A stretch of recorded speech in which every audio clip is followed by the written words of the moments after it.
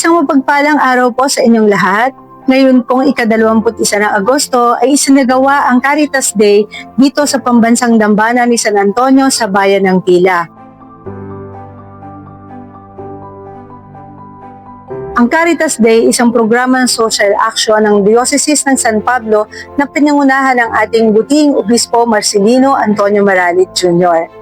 Ito ang programang tumutugon sa pangangailangan ng ating mga kapatid na mga dukha at mga may sakit. Habang tayo ay nagdiriwang ng taon ng Jubileo ng Pag-asa, ito ang paraan ng Diocese upang iparamdam ang pagdamay, ang paggalinga at pagbibigay ng pag-asa sa ating mga kapatid sa ating mga nasasakupan. Ako po si Sister Joy Brosas, ang Shrine Promoter ng Pambansang Dambana ng San Antonio de Padua, isa rin pong District 3 BEC Dalaw Patron sa Kapitbahayang Kristiyano Coordinator. Ang katuwang ko po sa pangangalap ng mga kapatid natin na nangangailangan dito sa aming parokya ay ang mga Dalaw Patron Coordinators.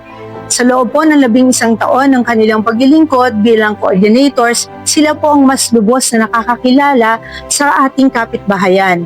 Ang mga coordinators po na may gininto ang puso sa pagtulong at sa paglilingkod sa Diyos. Ngayong araw pong ito nga ay isinagawa ang pagdiriwang ng banal na misa sa pangunguna po ng aming rektor na si Father Emil Uriquia at sa concelebrated mass with Father Daniel Joshua Bague and Father Christian Completo. At isinagawa din po ang pagpamimigay ng mga handog sa ating mga kapatid dito sa bayang Pinagpala sa tulong po ng pamunuan ng simbahan. Sa pakikipagtulungan ng samahang pangsimbahan, kanina po ay pagkaloob ang mga handog sa 105 pamilya na itinuturing po natin na kaparte ng ating sinodal na simbahan.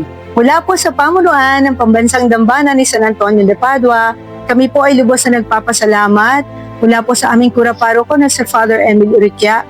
Una po ay sa Social Action Team, sa Direktor ng Social Action Commission ni si Father Noel Conopio at higit sa lahat sa ating minamahal na Obispo, Bishop Juni.